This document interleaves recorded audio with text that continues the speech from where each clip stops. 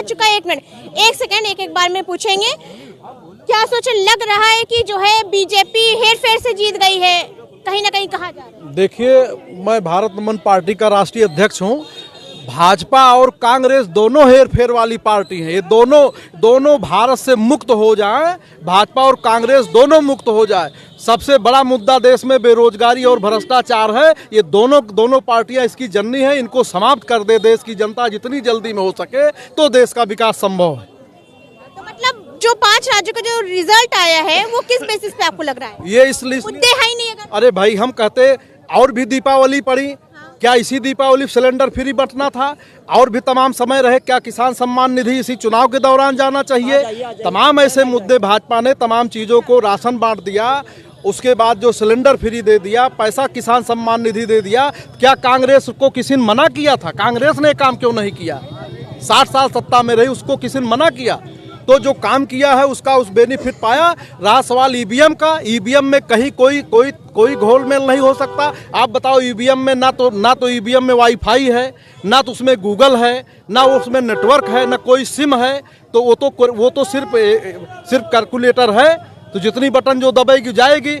रहा सवाल ये कि कांग्रेस ने ईवीएम को जब ले आई, कांग्रेस ने ही ईवीएम को ले आई जापान से, और उसमें से 20 लाख ईवीएम गायब है। 20 लाख ईवीएम जो है, 5 प्रदेश के चुनाव अगर कराया जाए तो भी ईवीएम बढ़ जाएगी। वो 20 लाख ईवीएम अभी तक पता नहीं चल रहा है। ये कांग्रेस और भाजपा के दोनों के अंदर में है। ये दोनों एक जैसी पार्टी है। इनका सवाल पूछ ले। कहा जाता है कि कहे चुनाव के वक्त में ही सारे मुद्दे जो है वो ले आते हैं, मतलब सारे जो योजनाएं हैं, सारे मुद्दे क्यों चुनाव के वक्त में ही नजर आते?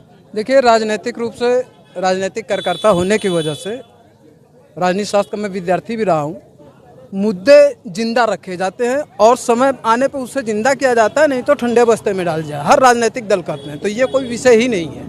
अभी जैसे भैया ने दोनों लोग ने ईवीएम का मुद्दा उठाया, कांग्रेस के समर्थक हमारे हैं भैया, लेकिन दो बातें अलग अलग बता रहे हैं। आपने कहा कि ईवीएम में गड़बड़ी करके भारतीय जनता पार्टी ने चुनाव जीत लिया, भैया ने कहा, पूर्व प्रवक्ता साहब ने। यूनुस जी ने कहा कि हम भाजपा से 10 लाख वोट ज़्यादा पाए। अब दोनों चीज़ तो नहीं हो सकती कि ईवीएम हैक भी हो जाए और कांग्रेस भारतीय जनता पार्टी से ज़्यादा वोट भी पा जाए। आप बताइए, दोनों चीज़ संभव है? अगर भाजपा हैक करेगी तो आप हमसे ज़्यादा वोट कैसे पाएंगे? दोनों चीज़ तो संभव है नहीं। हाँ, अपने कार्यकर्ताओं का उत्साह, जैसे कि एक माहौल बना था, इसको स्वीकार करने में कोई गुरेज नहीं है कि जिस वजह से भी बना था कि कांग्रेस की स्थिति अच्छी है, इन 3 राज्यों में अच्छी है, नेक टू नेक फाइट है। राजस्थान छोड़ करके जितने भी सर्वे आए, एग्जिट पोल आए कि कांग्रेस वापस आ रही है, मध्य प्रदेश जीत रही है। लेकिन जब परिणाम आया तो वो कांग्रेस की मनमाफिक न हो करके भारतीय जनता पार्टी के पक्ष में चला गया। जबकि हम लोग काम किए, मध्य प्रदेश में गया हुआ था, वहाँ जाने पे ये आभास हुआ कि नहीं, हम लोग सत्ता में आ रहे हैं। राजस्थान की परिपाटी थी कि 5 साल में सत्ता परिवर्तन होता है, काम कोई कैसा भी अच्छा बुरा करे। छत्तीसगढ़ में हम लोग इसलिए आश्वस्त थे काम करने की वजह से कि तीनों राज्यों में भारतीय जनता पार्टी ने चुनाव एक रणनीति पे लड़ा था। जो भी रणनीति बनी थी हमारी, वो एक रणनीति थी। तो जब हम लोग 2 जीत रहे हैं तो तीसरा भी हम लोग जीत रहेंगे, एग्जिट पोल कुछ भी कहता रहे। अब कार्यकर्ताओं का मनोबल, कांग्रेस के एक उत्साह चरम पे था कि नहीं, हम लोग 3 स्टेट जीतेंगे और उसके बाद लोकसभा के लिए हम क्या बोलते हैं उसको, फ्रंट फुट पे खेलेंगे। लग रहा था कि कांग्रेस का पहले से एजेंडा था 3 राज्य, मतलब जो माहौल दिख रहा था। लेकिन चुनाव परिणाम आने के बाद जब कार्यकर्ताओं का मनोबल रसातल की तरफ जाने लगा तो ये एक नया शिगुफा, मतलब कल के बाद से शुरू हुआ कि ईवीएम में हेरफेर। जबकि जिस दिन परसों काउंटिंग हुई तो सब लोग यहाँ पे मध्य प्रदेश की हार का ठीकरा, जितने कांग्रेस समर्थक थे वो अखिलेश यादव पे फोड़ रहे थे, जबकि अखिलेश जी 0.46% वोट पाया उन्होंने। लेकिन रसातल पे मनोबल न जाए इसलिए केवल ईवीएम का या जो भी कह लीजिए आरोप है, क्योंकि आप हमसे 10 लाख ज़्यादा वोट पाए हैं। ये आपके बड़े से बड़ा नेता और छोटा कार्यकर्ता भी यह चीज़ बता रहा है। तो दोनों चीज़ नहीं हो सकती कि ईवीएम हैक भी हो जाए और आप हमसे 10 लाख वोट ज़्यादा भी पा जाएं, यह संभव नहीं है। जैसे कि आपने कहा कि अब जैसा कि आपने कहा कि अब जो कंडीशन होने वाली है, अगर आपका ये कहना है कि भाजपा ने जीत हासिल किया है, तो इन्होंने काफी सारे मुद्दे बताए हैं कि अब आने वाले कल में क्या होगा, तो अब इसका क्या अल्टरनेटिव दिख रहा है 2024? सबसे पहले तो मैं ईवीएम पे जवाब दे दूं।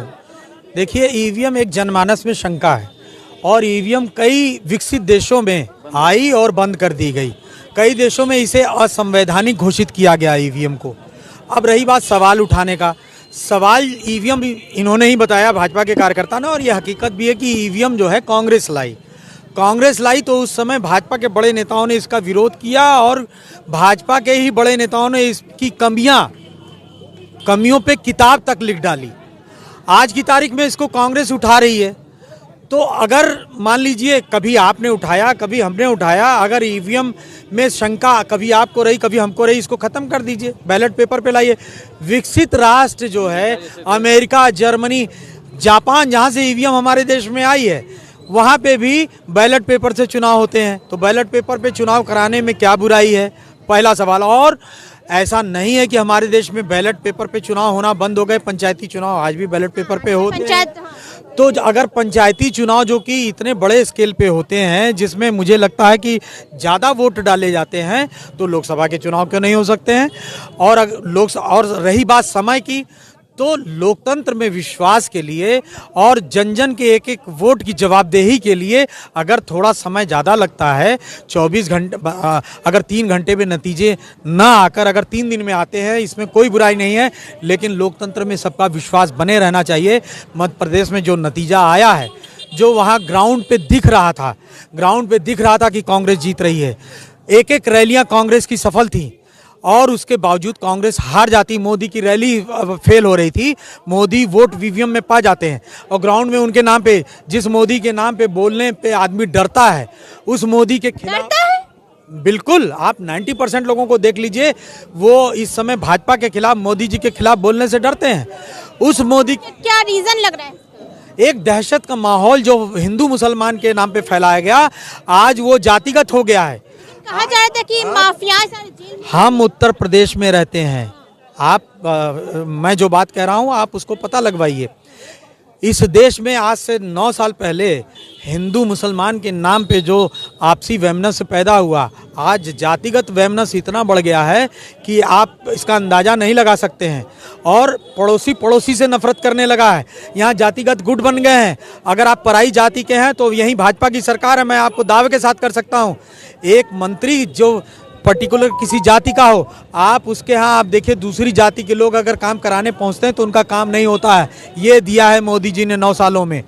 मैं इसमें कहीं कुछ गलत नहीं कर रहा हूँ, पूरे दावे के साथ कह रहा हूँ, आप इस पर सर्वे करा लीजिएगा। तो जहाँ इस तरह की नफरत हो गई है, जहाँ आदमी और मीडिया सरकार के खिलाफ बोलने से डरता हो, वहाँ जनता मध्य प्रदेश में सड़कों पर थी सरकार के खिलाफ।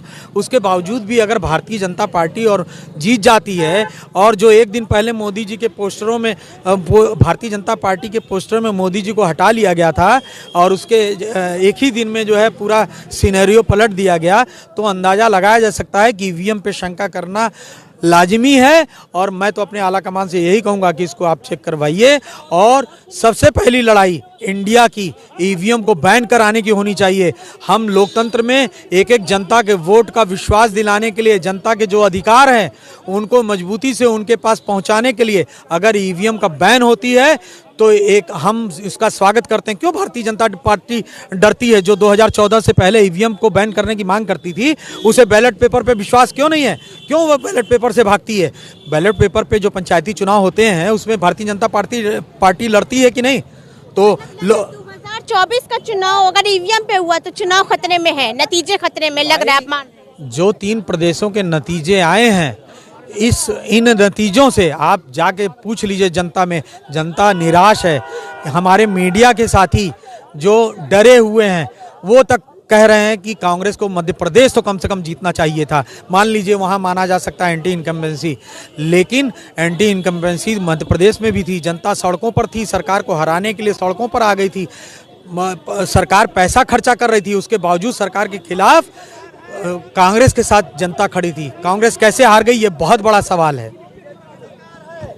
राजस्थान, छत्तीसगढ़, मध्य प्रदेश 3 बड़े राज्य थे। लोग काफी सारे सवाल उठा रहे हैं नतीजों पर, 2024 के चुनाव पर ईवीएम को लेकर एक बड़ा सवाल उठ रहा है। वहीं कुछ लोगों का ये भी कहना है कि बीजेपी ने अगर जीत हासिल की है तो जनता के बुनियाद पर हासिल की है। जनता ने बहुमत के साथ जो है बीजेपी को जिताया है। इसी मुद्दे पर चर्चा कर रहे हैं। जुड़े रहिए हमारे साथ। A to Z जनगढ़ की आवाज़।